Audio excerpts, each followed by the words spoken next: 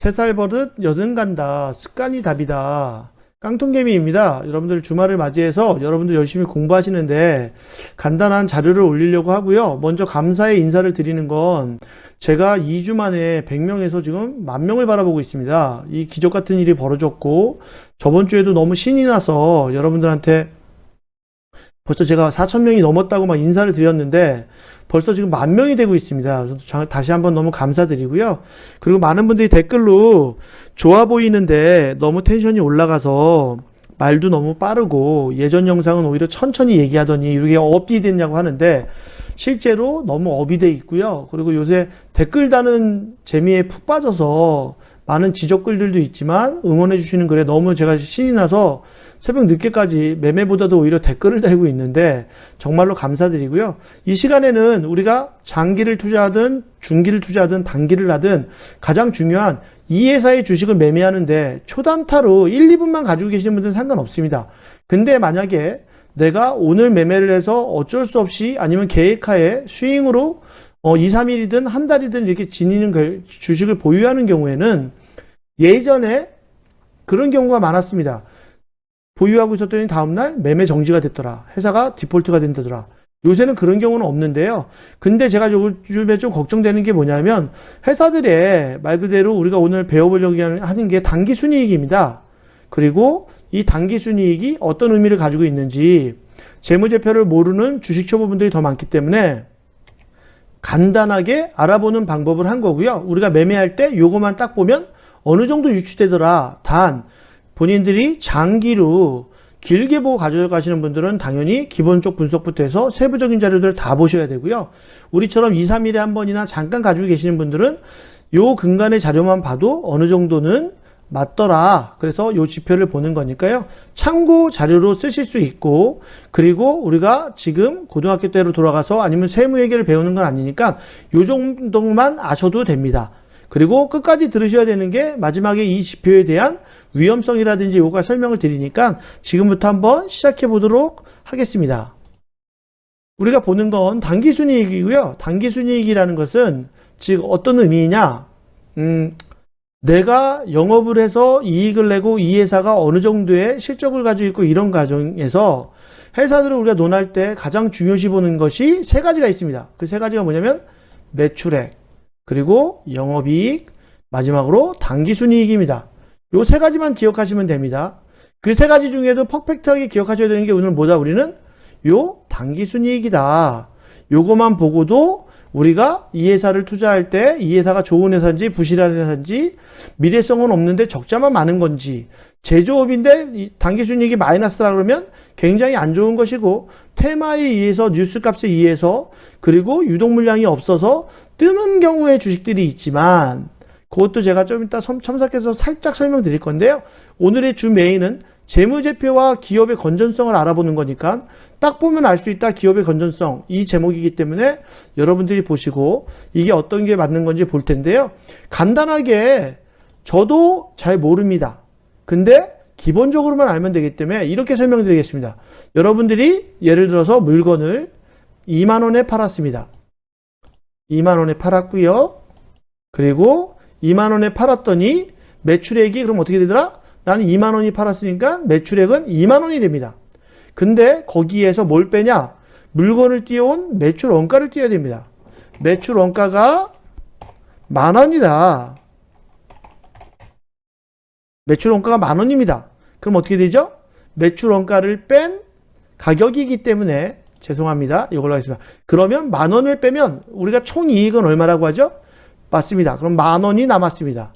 그러면 10,000원이 남았는데 이게 다 남는 게 아니고 매출 원가는 줬죠. 물건 띄워온 값을. 근데 이 10,000원에서 판매비, 영업사원들이 판매한 거, 그리고 뭐 매장 관리비, 임대료 이런 걸 다 내고 나니까 예를 들어서 4,000원입니다. 그러면 영업이익은 얼마다? 6,000원이다. 그럼 이 회사는 좋은 회사다, 나쁜 회사다? 좋은 회사다. 그리고 여기에 계속사업 이익과 요거는 빨리 넘어가야 되는 게 영업 외 이익이라고 되어 있죠. 영업 외 이익이나 영업 외 비용은 예를 들어서 우리가 번 돈을 아니면 원래 가지고 있던 돈을 은행에다 넣어놨더니 법인돈을 넣어놨더니 이자가 붙는다거나 우리가 가지고 있는 건물에 뭐 임대료가 나왔다거나 또는 뭐 배당금이 나왔다거나 회사 법인에서 주식을 사놨더니 배당금이 나온 경우 그런 것들을 영업하고 상관없이 물건 판 거랑 상관없이 생긴 이익이라든지 영업 외로 내가 영업할 때 든 돈이 아닌데 별도로 어떤 사정에 의해서 돈이 깨지는 경우가 있습니다. 그게 어떤 거다? 우리가 쉽게 말하는 영업을 할 때 이루어지지 않았던 것들에 대해서 발생한 비용을 뺍니다. 그래서 이 6,000원에서 그런 비용이 발생했을 때 그걸 빼서 예를 들면 이 차트에서는 이 지금 설명에서는 예를 들어서 영업의 비용이 예를 들어 뭐 2,000원이 발생했습니다. 갑자기. 그래서 나오면 계속이익이라는 건 4,000원이 되고요. 근데 이 4,000원에서 마지막으로 복잡하게 설명하지 않고 그냥 특별이익이나 특별손익을 그리고 빼거나 더하거나 뺀 거에 법인세, 우리가 항상 법인세를 내야 되죠, 기업들은. 그 법인세 비용을 뺀, 소위 말하는 부가세 개념이겠죠. 법인세를 뺀 비용을 빼고 나면 마지막이 최종적으로 이 당기순이익이라는 겁니다. 그래서 이 당기순이익이 연속으로 나오면 좋은 거예요, 안 좋은 거예요? 좋은 거죠. 근데 만약에 당기순이익이 낮다면 그 회사는 마이너스라면 문제가 있는 겁니다. 요 설명을 왜 드리냐면 대부분 키움으로 쓰다 보니까 키움 차트상에 설정되어 있는 그걸 참고하시라고 이렇게 말씀드리는 거거든요. 그래서 이 당기순이익이 낮는데 그렇다면 당기순이익은 당기순이익이고 죄송합니다. 한 칸만. 당기순이익이 낮습니다. 그럼 당기순이익에서 앞에 말씀드렸던 EPS는 뭐냐? EPS는 그 EPS가 바로 당기순이익에 대한 주당 순이익이라는 것인데 여기서 한 가지만 짚고 넘어가는 거 당기순이익에서 가장 조심해야 되는 건 뭐죠? 당기순이익은 소위 말하는 특별이익이나 특별 손실이라는 걸 반영할 수 있기 때문에 쉬운 예로 지금 신공항 때문에 테마가 되듯이 만약에 이 회사가 계속사업이익이라고 하는 4,000원이 남아 있었는데 갑자기 땅이 개발되거나 이런 큰 이자 이런 금융소득이 아니라 이런 큰 이익이 갑자기 생기면 특별이익이 됩니다. 또는 특별손실로 갑자기 어떤 뭐 악재가 겹쳐가지고 땅값이 떨어졌거나 땅을 팔아야 되는데 그러면 그게 특별손실이 됩니다. 그러다 보니까 회사 자체에서 그 해에 당기순이익을 발표할 때 조작이 가능하다는 단점이 있습니다. 큰 폭은 아니지만 그래서 이번에는 이익이 나긴 났는데 주가를 좀 조정해야 된다. 그래서 이익이 많이 나면 안 된다. 자꾸 이렇게 음모론으로 가서 죄송합니다. 그런 경우에는 특별이익을 안 집어넣을 거고 만약에 주가가 너무 떨어져가지고 우리가 주가를 띄우고 있는데 순손실을 내야 된다.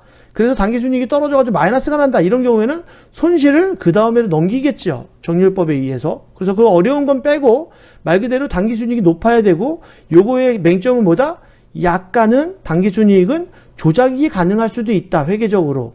그래서 큰 폭은 아니지만 그렇지만 여러 지표 중에 가장 이 회사가 재정 건전성이 좋은지 안 좋은지를 알 수 있는 하나의 지표이다. 이렇게 보시는 거고요. 그러면 주당 순이익은 뭐냐? earning per share라고 되어 있는데 이 EPS는 말 그대로 발행 주식수 그리고 당기순이익을 나눈 겁니다. 그래서 내가 만약 4,000원이 당기순이익이 났는데 전체 발행 주수가 1,000주다. 그럼 어떻게 되죠? 그러면 4원이 배당될 수 있다는 겁니다. 그래서 당기순이익이 높은 회사들이 발행 주식수가 높은 줄 알았더니 발행 주식수가 너무 많아요. 그렇다면 또 그만큼 당기순이익 EPS가 떨어지면 안 좋다라는 지표이기 때문에 요걸 간단하게 설명을 더 복잡하게 하는 것보다 이렇게 보시면 키움으로 이렇게 보겠습니다. 키움으로 이렇게 보시면 키움 같은 경우 요 위에 보시면 액면가가 나와 있고 주식수가 나와 있고 그리고 결산법인이 되어 있죠. 그래서 12월에 결산이 되고 나면 내년 초에 다 발표가 될 겁니다. 그래서 이 시즌이 오기 때문에 다음 달부터 보셔야 되기 때문에 여기 EPS가 있죠. 그렇다면 뭐냐? 드림텍이라는 회사는 주당 순이익이 406원이다. 즉 한 주당 406원씩 준다라는 개념인 겁니다. 퍼까지는 지금 얘기 안 하겠습니다. 그래서 여러분들이 꼭 요 매매를 딱 직전에 딱 보시면 아 주당시 406원이구나. 그럼 얘가 나쁜 회사는 아니구나. 그리고 유통비율은 뭐 34%구나. 이렇게 보는 거고요. 이게 추천 종목 아닙니다, 여러분들. 드림텍 같은 게 있어서 그냥 띄워놓은 거고요. 이런 경우에도 보면 이런 회사들은 보면 뭐 유통 물량이 적으니까 당연히 날아가는데 이것도 있네. 이렇게 보시는 거고 예를 들면 어떤 주식이 있을까요? 간단하게 만호제강을 보면 만호제강도 마찬가지로 주당 수익률이 306원이 있구나. 테마로 뜨는데 근데 만약에 같은 테마에서도 3호 죄송합니다. 예를 들어서 삼보 산업이 있다. 같은 공항 관련주다. 근데 여기는 어떻게 되죠? EPS가 마이너스 225다. 그렇다면 뉴스값과 차트값을 이렇게 띄워줄 수 있지만 급등할 듯이 얘기를 해주지만 그리고 분명히 월요일날부터 움직일 수도 있지만 이왕이면 점수를 어디다 준다? 기업성으로 봤을 때는 내가 장기간 홀딩해야 된다면 당연히 어디다 점수 줘야 되죠? 방금 봤던 만호가 더 낫겠죠. 저라면 똑같은 차트 베이스를 가지고 있다면 얘는 왜? 주당 순이익이 높기 때문에. 그래서 오늘 간단하게 보신 거는 이런 식으로 주식을 우리가 매매할 때 그 재무제표에 대해서 다른 것까지 다 모르겠지만 단 여러분들이 중장기를 보고 스윙으로 몇 개월씩 가져가야 된다 그러면 당연히 또 어닝 시즌이 오죠. 실적 발표가 12월 마감되면 이제 실적주들이 뜨기 때문에 그때는 당연히 주당 순이익과 단기 순이익은 꼭 확인하셔야 된다. 그래서 키움 같은 경우에는 위에 보면 주당 순이익이 나와 있으니까 그게 마이너스면 이 회사가 적자를 내고 있는 거고 이게 플러스면 주당 얼마를 주니까 같은 테마나 같은 업종에서 비교가 되겠죠. 저걸 만약에 음악을 하는 엔터하고 아니면 미래성을 보고 있는 벤처회사하고 제조업하고 있는 삼성하고 이렇게 비교하면 안 되시는 거고요. 같은 기업군들을 봤을 때 이게 과연 맞나 안 맞나. 제약주들 같은 경우 특히 지금 적자가 많은 회사들이 의외로 많습니다. 그 회사들은 꼭 주당 순이익을 보고 내가 혹시라도 이거를 단타는 괜찮지만 잠깐 짧게 치는 건 괜찮지만 길게 가는 건 안 된다라는 걸 꼭 기억해 주시기 바랍니다. 아시겠죠? 여러분들 주말인데 간단하게 이렇게 해서 영상 올렸는데 어떤 분들은 쉬운 내용으로 좀 편하게 좀 알려달라고 하고 또 어떤 분들은 그냥 뭐 내용이 왜 이게 별게 없냐. 그리고 특히 뭐 요번에 미수를 하지 말라고 제가 직접 전화해서 제가 미수 잠그는 그런 것도 영상을 해서 올려드렸더니 어떤 분들은 또 별 내용 없네 이러실 수도 있는데 또 초보분들에게는 저 모습을 보면서 나도 맞다 이제 안 해야 된다. 이런 마인드를 갖는 거니까요. 여러분들 자기만의 원칙을 세우시는 거고 매매 팁일 수 있고 어떤 분에게는 아무것도 아닐 수 있지만 초보분들에게는 진짜 필요한 거고 어떤 분들에게는 재무 얘기를 잘 아시는 분들에게는 진짜 하찮은 걸지 모르지만 저희처럼 진짜 개미초보들은 주당 순이익이 뭔지 EPS인지 뭔지 모르기 때문에 간단하게 알아봤습니다. 여러분 즐거운 주말 보내시고요. 부족한 영상 끝까지 시청해 주셔서 진심으로 감사드립니다. 그리고 항상 구독과 좋아요 그리고 알람 설정은 전부 다 무료인 거 아시죠? 이 깡통개미에게 큰 힘이 되니까요. 여러분들 오늘 하루도 즐거운 하루 보내시고 다음 주에 뵙도록 하겠습니다. 감사합니다.